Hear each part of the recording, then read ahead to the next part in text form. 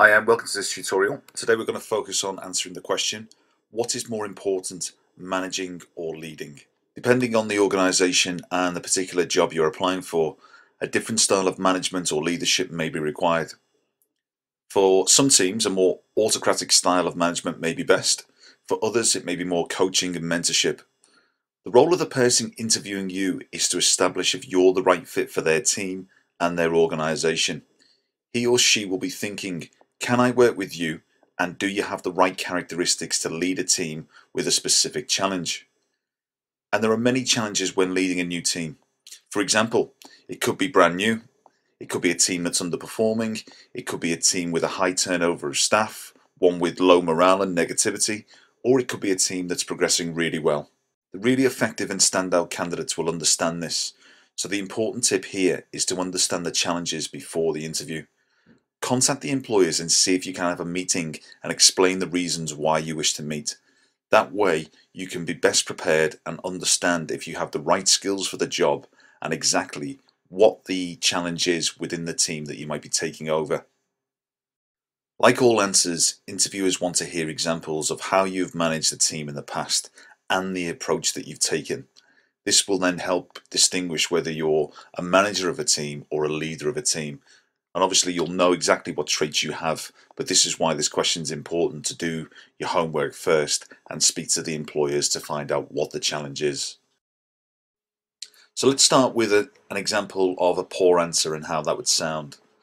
Leading for me is about trust.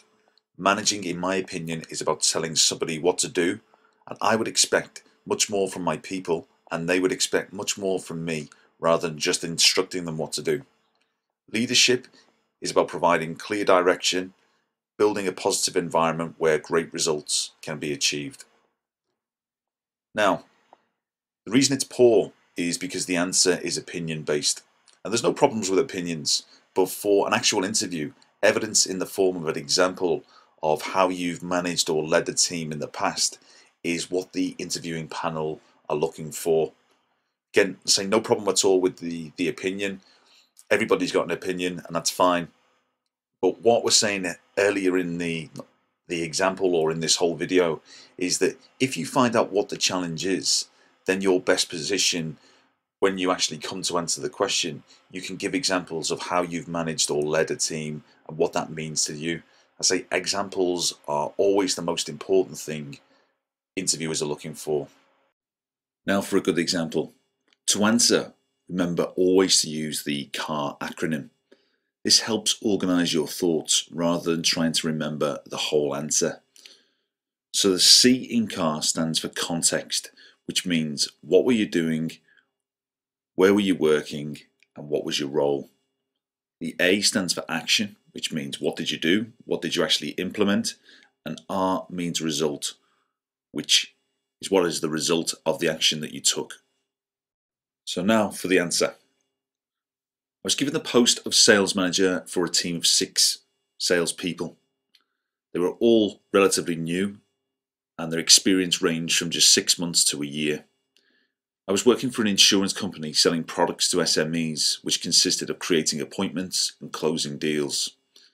As the team was brand new and working in a competitive environment, which included 7 other teams, there was a lot of pressure, especially as the results of the team were displayed on electronic scoreboards around the building in the work environment. The first action I took was to focus on gaining appointments.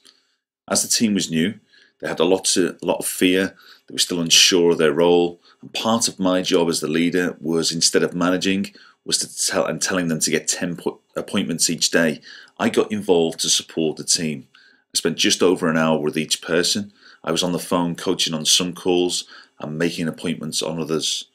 My role was to create an environment of learning, of sharing best practice to boost the confidence of everybody in the team. The actions of boosting the confidence, to keep everybody motivated, to emphasize training, best practice, that was really important. And this was the example of leadership, and this is why I believe in leadership, is that the person who manages the team needs to reflect and needs to demonstrate their experience to instill that confidence. The result of those actions is that I've been able to see the team progress, to receive a boost in their confidence, to see that they're not scared of making appointments.